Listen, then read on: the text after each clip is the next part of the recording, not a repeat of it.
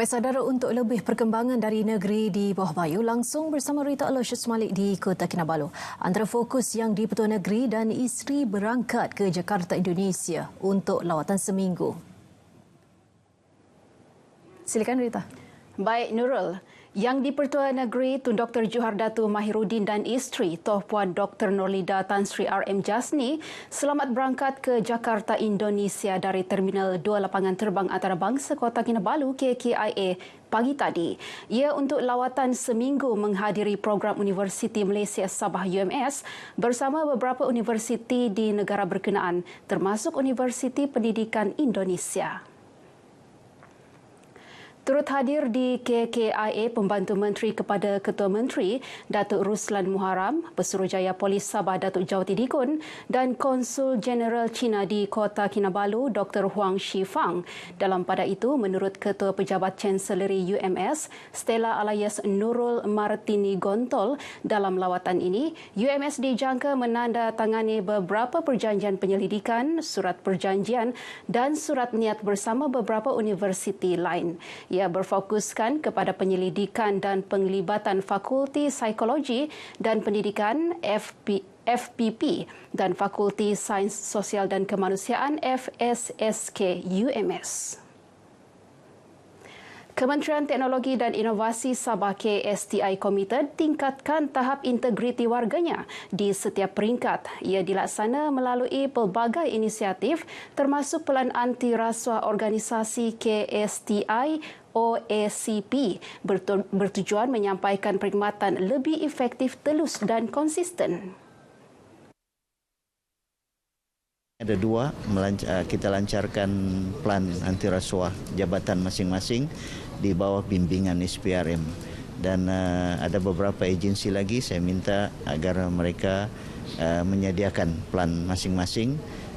Sebelum ini ada satu lagi dan saya harap semua jabatan dan agensi yang terlibat di bawah kementerian ini dapat membuat bengkel masing-masing di bawah bimbingan dan panduan daripada SPRM. Datuk Arifin berkata demikian selepas Majlis Pelancaran Minggu Integriti KSTI bertemakan Insan Madani Berinovasi Integriti Terpuji di Kota Kinabalu. Dalam majlis ini, beliau turut menerima buku Pelan Anti Rasuah disampaikan Wakil Jabatan Perkhidmatan Komputer Negeri Sabah serta Perpustakaan Negeri Sabah. Turut hadir Pengarah Suruhanjaya Pencegahan Rasuah Malaysia SPRM Sabah, Datuk Karunaniti Y. Subia. Warga Bandaraya Kota Kinabalu digesa terus aktif membendung peningkatan kes demam denggi. Pegawai Kesihatan Kawasan Kota Kinabalu, Dr. Parabanar Dahnaraj berkata, keutamaan adalah terhadap aspek kebersihan, antaranya mengadakan aktiviti gotong royong secara berkala. Terdapat banyak kawasan sekitar Kota Kinabalu dikenal pasti sebagai hotspot seperti Sembulan. Justru penduduk diingatkan tidak membiarkan sampah sarap yang berpotensi menjadi tempat pembiakan nyamuk Aedes. Pemusnahan tempat pembiakan itu yang paling penting. Pemusnahan tempat pembiakan sebahagian dari dia adalah gotong royong juga untuk membersihkan kawasan persekitaran kita. Sebab denggi ini ada kaitan dengan cara hidup kita. Kalau kita jenis buang sampah di sekitaran kan, ia akan jadi tempat pembiakan. So, pemusnahan tempat pembiakan adalah strategi yang paling penting. Dr. Prabanaran menyatakan demikian ketika penutupan program Merdeka dari Denggi dengan kerjasama Unit Pemimpin Pembangunan Masyarakat UPPM Tanjung Aru dan Rela di Taman Sempelang Sembulan. Sementara itu, pihak UPPM Tanjung Aru dan Rela menyatakan komitmen berterusan untuk membantras penyebaran wabak denggi. Ini adalah program yang pertama dilaksanakan sejak 2020. Memang program pertama UPPM N22 Tanjung Aru melaksanakan program ini dan insya-Allah hasil daripada feedback, laporan daripada maklum balas daripada masyarakat, program ini insya-Allah kita akan usahakan agar ianya menjadi program tahunan di masa-masa akan datang. Untuk membentras Aedes ni, perkara yang paling penting adalah membentras sebelum dia menjadi nyamuk. So, aktiviti gotong royong ni sangat penting untuk mengelak nyamuk tu membiak. Itu yang sangat penting. So, kalau kita perhatikan kemarin, kebanyakan di kawasan perkuburan ni, kebanyakan banyak takungan air. So, tempat-tempat pembiakan beginilah yang anggota rela membantu pihak kesihatan untuk membersihkan kawasan-kawasan tersebutlah. Program berlangsung selama 9 hari melibatkan aktiviti gotong royong di beberapa kawasan bertujuan mengeratkan silaturahim antara penduduk sekaligus membendung peningkatan kes denggi. Pejabat Parlimen Batu Sapi sedia memperkukuh hubungan baik dengan pihak sekolah termasuk pejabat pendidikan daerah untuk memperkasa bidang pendidikan anak-anak di kawasan berkenaan. Ia sekaligus meningkatkan keupayaan menjayakan hala tujuh melahirkan pelajar cemerlang yang dapat menyumbang kembali kepada rakyat pada masa akan datang.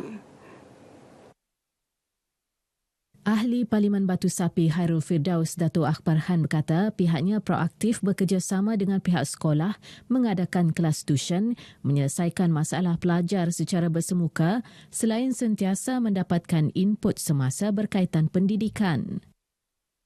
Dan kita lihat pendidikan, melalui pendidikan saja kita boleh mengubah kehidupan dan juga pemikiran masyarakat itu. Itulah di Parlimen Batu Sapi ini tunjang utama kita ataupun teras utama perjuangan kita adalah untuk memperkasakan pendidikan di kalangan masyarakat kita. Beliau ditemui media selepas menyempurnakan penyampaian sijil dan insentif pelajar cemerlang Sijil Pelajaran Malaysia SPM bagi kawasan Parlimen Batu Sapi di Sandakan. Insentif disampaikan kepada 69 pelajar yang bernilai RM1,500 setiap seorang dan merupakan tambahan RM1,000 berbanding RM500 sebelum ini. Sangat baik, memperangsangkan banyak perubahan yang saya tengoklah. Saya berharap dengan YB, saya sangat berterima kasih dengan YB sebab dia baik dengan membantu anak-anak Batu Sapi untuk meringankan bebanlah ibu bapa. I appreciate very much of his encouragement to the people around Sandakan, especially Batu Sapi lah. So I see he has done a great deal of good work for the people because I think he concerned about the people lah. So I don't know much what to say, but only say that I appreciate and I thanks and I think that he ought to keep up his good work lah.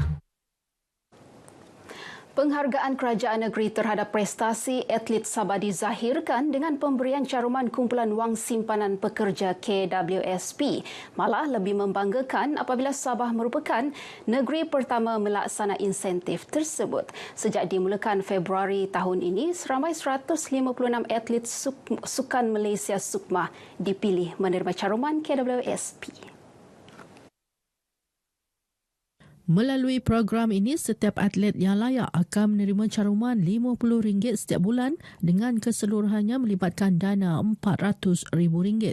Bercakap kepada RTM, Menteri Belia dan Sukan Sabah, Dato' Aaron Angin memberitahu pemberian insentif berkenaan antara usaha kementerian membela kebajikan atlet sekaligus menjadikan Sabah sebagai sebuah negeri sukan.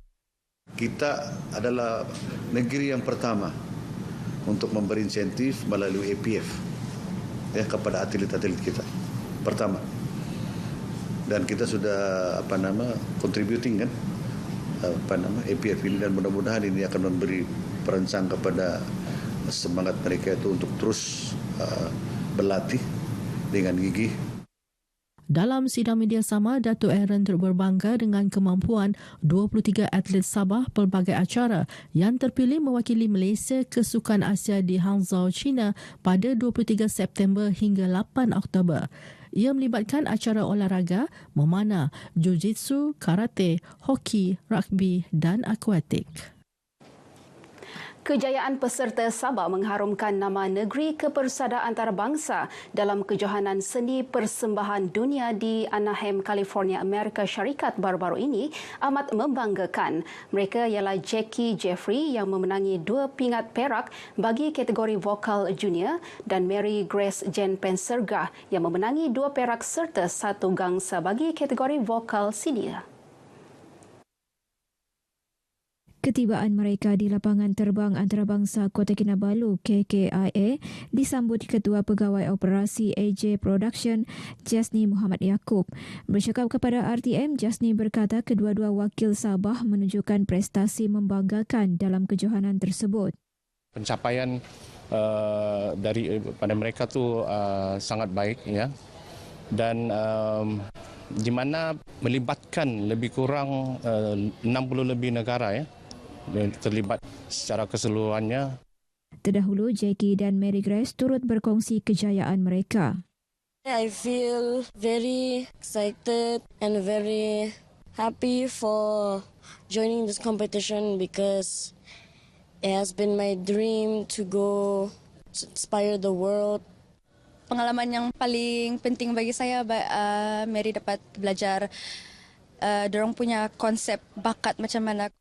Dalam kejohanan ini, pasukan Malaysia yang disertai peserta dari Sabah, Perlis, Pulau Pinang, Selangor, Melaka, Johor dan Sarawak meraih 36 pingat menerusi 4 kategori iaitu vokal, tarian, muzik dan peragaan.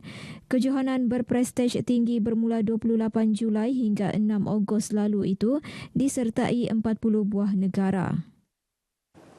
Baik, sekian perkembangan dari Sabah untuk petang ini. Untuk berita seterusnya, kembali bersama Nurul. Silakan. Rita Aloysius Malik, terima kasih atas perincian dari Kota Kinabalu Sabah itu.